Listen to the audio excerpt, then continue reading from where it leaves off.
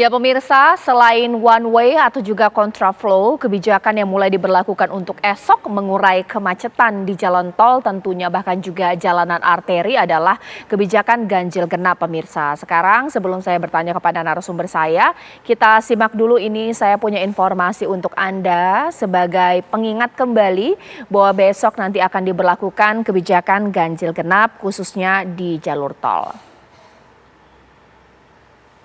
Ya pemirsa, khususnya ini berlaku di kilometer 47 Karawang Barat hingga kilometer 414 pemirsa gerbang tol Kalikangkung.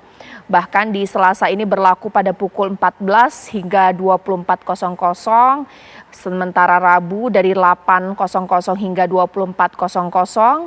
Sementara itu untuk hari Kamis pemirsa, tepatnya di 8 pagi hingga 24.00 dan pemirsa di hari Jumat ini juga sudah berlaku hingga 8 pagi hingga 24.00. Jadi ada 3 kebijakan ya Anda harus ingat sudah berlaku per esok yakni adalah ganjil genap, kontraflow bahkan juga sistem one way pemirsa.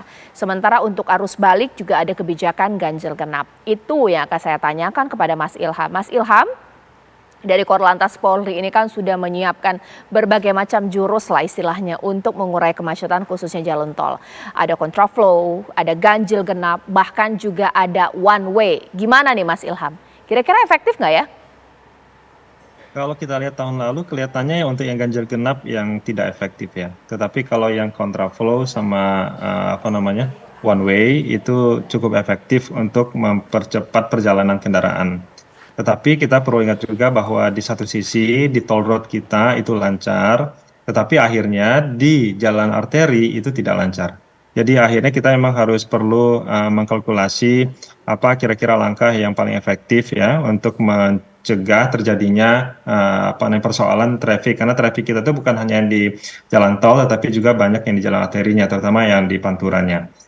Nah, mungkin perlu ada satu tambahan lagi yang mungkin bisa dilakukan oleh kepolisian, yaitu dengan membuat beberapa buffer zone untuk menampung kendaraan supaya mereka tidak mengalir secara bersamaan. Jadi ada yang disebut dengan delay system seperti yang tahun lalu dikembangkan di teman-teman kepolisian di Sumatera ya. Jadi ada penundaan perjalanan kendaraan supaya mereka tidak secara bersamaan merangsek masuk ke ke pintu keluar tol gitu ya. Terutama kalau kasus seperti kita sekarang ini yang di Kali Kangkung.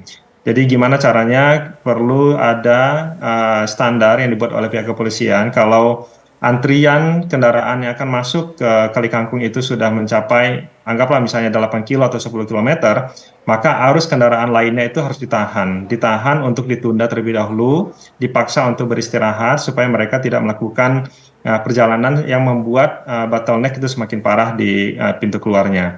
Kemudian perlu juga mengoptimalisasikan rest area sebagaimana memang sudah direncanakan sebelumnya untuk meningkatkan optimalisasi ya dari fungsi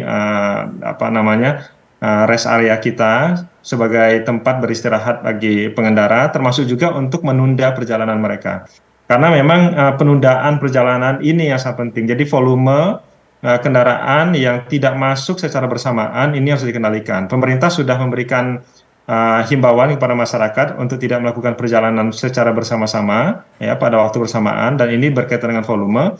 Dan ketika volume itu pun bergerak bersama, maka dia jangan menimbulkan bottleneck di pintu-pintu keluar jalan tol. Karena itu perlu ada penampungan sementara bagi volume kendaraan di beberapa tempat supaya bisa memperlancar arus di beberapa titik gitu Mbak.